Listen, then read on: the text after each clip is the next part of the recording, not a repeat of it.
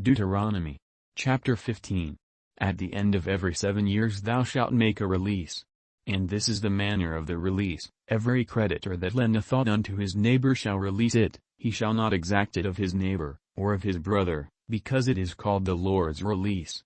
Of a foreigner thou mayest exact it again, but that which is thine with thy brother thine hand shall release, save when there shall be no poor among you. For the Lord shall greatly bless thee in the land which the Lord thy God giveth thee for an inheritance to possess it, only if thou carefully hearken unto the voice of the Lord thy God, to observe to do all these commandments which I command thee this day.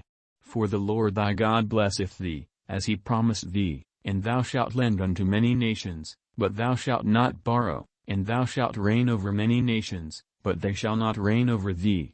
If there be among you a poor man of one of thy brethren within any of thy gates in thy land which the Lord thy God giveth thee, thou shalt not harden thine heart, nor shut thine hand from thy poor brother, but thou shalt open thine hand wide unto him, and shalt surely lend him sufficient for his need, in that which he wanteth.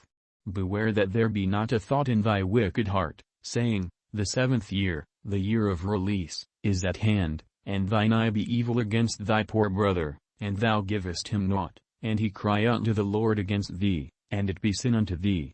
Thou shalt surely give him, and thine heart shall not be grieved when thou givest unto him, because that for this thing the Lord thy God shall bless thee in all thy works, and in all that thou puttest thine hand unto.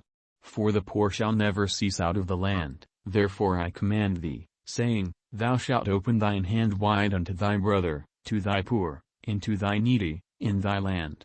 And if thy brother, an Hebrew man, or an Hebrew woman, be sold unto thee, and serve thee 6 years, then in the 7th year thou shalt let him go free from thee.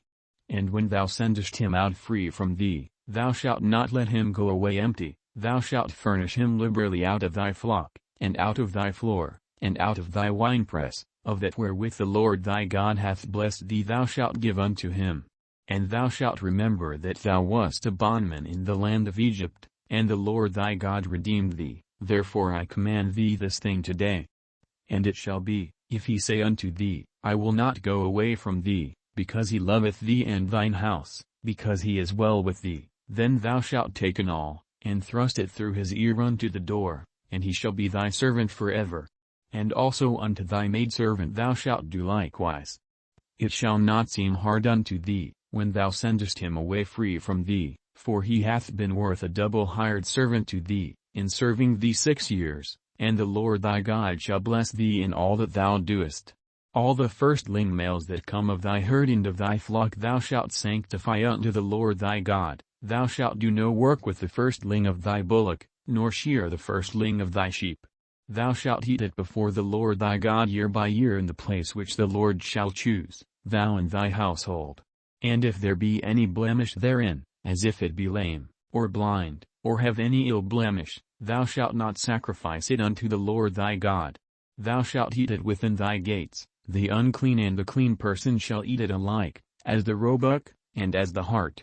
Only thou shalt not eat the blood thereof, thou shalt pour it upon the ground as water.